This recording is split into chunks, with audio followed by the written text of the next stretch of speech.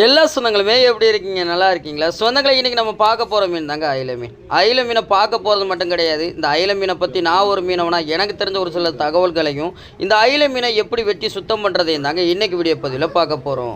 அயில மீன் வந்து குழம்பு வச்சாலும் சரி, பொரியல் வச்சாலும் சரி, இந்த மீனுடைய டேஸ்ட் எனக்கு ரொம்ப ரொம்ப ரொம்ப பிடிக்குங்க.